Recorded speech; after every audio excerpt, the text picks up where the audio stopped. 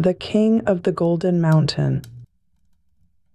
There was once a merchant who had only one child, a son that was very young and barely able to run alone.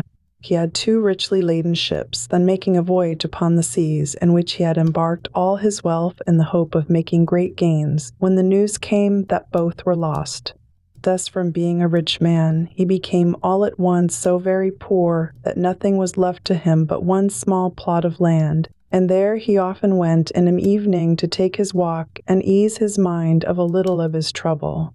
One day, as he was roaming along in a brown study, thinking with no great comfort on what he had been and what he now was and was like to be, all on a sudden there stood before him a little, rough-looking black dwarf. "Prithee, friend, why so sorrowful?" said he to the merchant. "What is it you take so deeply to heart?" "If you would do me any good, I would willingly tell you," said the merchant. "Who knows but I may?" said the little man. "Tell me what ails you, and perhaps you will find I may be of some use." Then the merchant told him how all his wealth was gone to the bottom of the sea, and how he had nothing left but that little plot of land. "Oh, trouble not yourself about that," said the dwarf. "Only undertake to bring me here 12 years hence, whatever meets you first on your going home, and I will give you as much as you please." The merchant thought this was no great thing to ask, that it would most likely be his dog or his cat or something of that sort, but forgot his little boy Heinel. So he agreed to the bargain and signed and sealed the bond to do what was asked of him.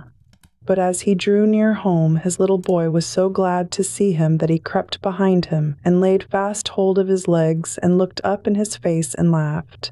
Then the father started, trembling with fear and horror, and saw what it was that he had bound himself to do. But as no gold was come, he made himself easy by thinking that it was only a joke that the dwarf was playing him, and that, at any rate, when the money came, he should see the bear and would not take it in. About a month afterward, he went upstairs into a lumber room to look for some old iron, that he might sell it and raise a little money, and there, instead of his iron, he saw a large pile of gold lying on the floor. At the sight of this, he was overjoyed, and forgetting all about his son, went into trade again and became a richer merchant than before. Meantime, little Heinel grew up, and as the end of the 12 years drew near, the merchant began to call to mind his bond and became very sad and thoughtful, so that care and sorrow were written upon his face. The boy one day asked what was the matter, but his father would not tell for some time. At last, however, he said that he had, without knowing it, sold him for gold to a little, ugly-looking, black dwarf, and that the 12 years were coming round when he must keep his word. Then Heinel said, "Father, give yourself very little trouble about that. I shall be too much for the little man."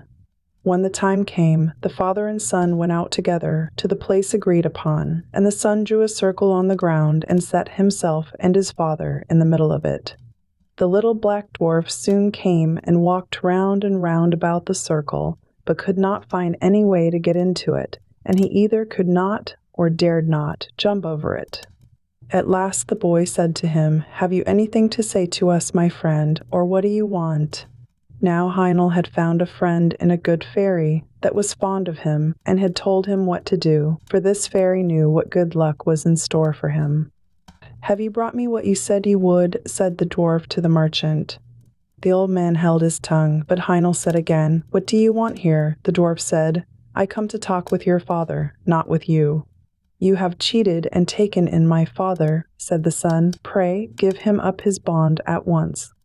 "Fair and softly," said the little old man. "Right is right. I have paid my money, and your father has had it and spent it. So be so good as to let me have what I paid it for."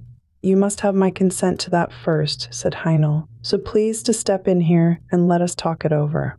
The old man grinned and showed his teeth, as if he should have been very glad to get into the circle if he could. Then at last, after a long talk, they came to terms. Heinel agreed that his father must give him up, and that so far the dwarf should have his way. But, on the other hand, the fairy had told Heinel what fortune was in store for him if he followed his own course, and he did not choose to be given up to his hump-backed friend, who seemed so anxious for his company. though, to make a sort of drawn battle of the matter, it was settled that Heinel should be put into an open boat that lay on the seashore hard by, that the father should push him off with his own hand, and that he should thus be set adrift and left to the bad or good luck of wind and weather. Then he took leave of his father and set himself in the boat, but before it got far off, a wave struck it, and it fell with one side low in the water. So the merchant thought that poor Heinel was lost, and went home very sorrowful, while the dwarf went his way, thinking that at any rate he had had his revenge. The boat, however, did not sink, for the good fairy took care of her friend, and soon raised the boat up again, and it went safely on. The young man sat safe within, till at length it ran ashore upon an unknown land. As he jumped upon the shore, he saw before him a beautiful castle, but empty and dreary within, for it was enchanted. "Here," said he to himself, "must I find the prize the good fairy told me of."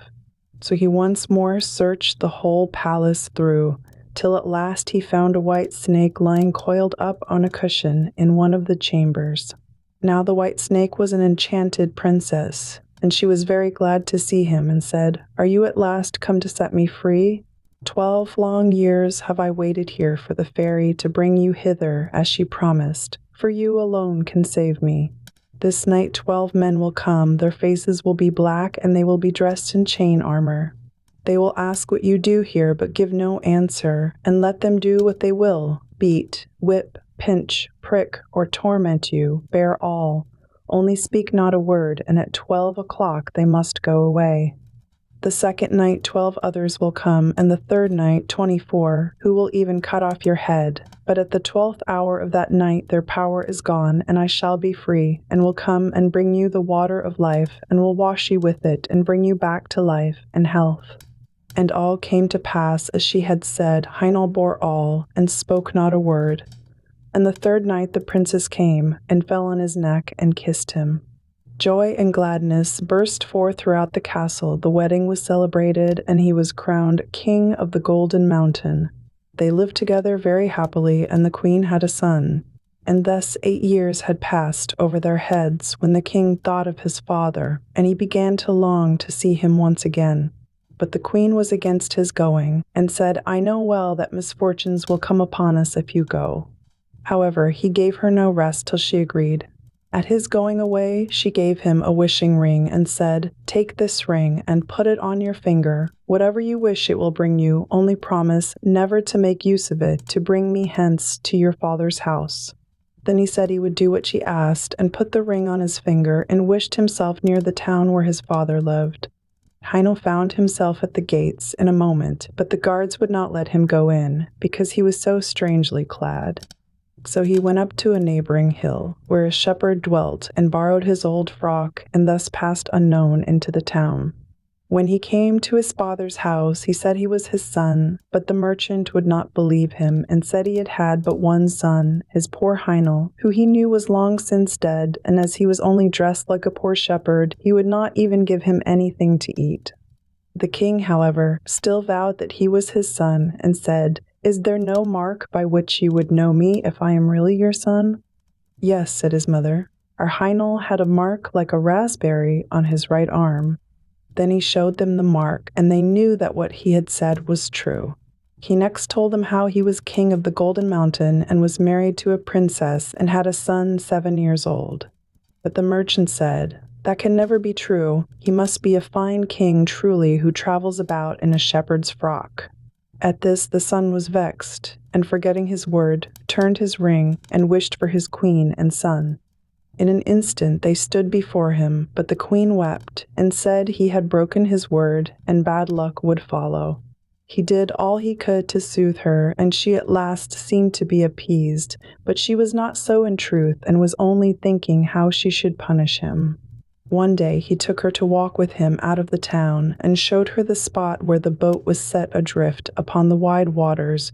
Then he sat himself down and said, "I am very much tired. Sit by me. I will rest my head in your lap and sleep a while." As soon as he had fallen asleep, however, she drew the ring from his finger, and crept softly away, and wished herself and her son at home in their kingdom. And when he awoke, he found himself alone, and saw that the ring was gone from his finger. I can never go back to my father's house, said he. They would say I am a sorcerer. I will journey forth into the world till I come again to my kingdom. So saying, he set out and traveled till he came to a hill, where 3 giants were sharing their father's goods, and as they saw him pass, they cried out and said, "Little men have sharp wits, he shall part the goods between us." Now there was a sword that cut off an enemy's head whenever the wearer gave the words "heads off," a cloak that made the owner invisible or gave him any form he pleased, and a pair of boots that carried the wearer wherever he wished. Heinel said they must first let him try these wonderful things. Then he might know how to set a value upon them. Then they gave him the cloak, and he wished himself a fly, and in a moment he was a fly. "The cloak is very well," said he. "Now give me the sword." "No," said they, "not unless you undertake not to say, 'Heads off,' for if you do, we are all dead men." So they gave it him, charging him to try it on a tree. He next asked for the boots also, and the moment he had all 3 in his power, he wished himself at the Golden Mountain, and there he was at once. So the giants were left behind with no goods to share or quarrel about. As Heinel came near his castle, he heard the sound of merry music, and the people around told him that his queen was about to marry another husband. Then he threw his cloak around him and passed through the castle hall and placed himself by the side of the queen, where no one saw him. But when anything to eat was put upon her plate, he took it away and ate it himself. And when a glass of wine was handed to her, he took it and drank it, and thus, though they kept on giving her meat and drink, her plate and cup were always empty. Upon this, fear and remorse came over her, and she went into her chamber alone, and sat there weeping, and he followed her there. "Alas," said she to herself, "was I not once set free? Why then does this enchantment still seem to bind me?" "False and fickle one," said he, "one indeed came who set thee free, and he is now near thee again. But how have you used him? Ought he to have had such treatment from thee?" Then he went out and sent away the company, and said the wedding was at an end, for that he was come back to the kingdom. But the princes, peers, and great men mocked at him. However, he would enter into no parley with them, but only asked them if they would go in peace or not. Then they turned upon him and tried to seize him, but he drew his sword. "Heads off," cried he, and with the word the traitors' heads fell before him, and Heinel was once more king of the Golden Mountain.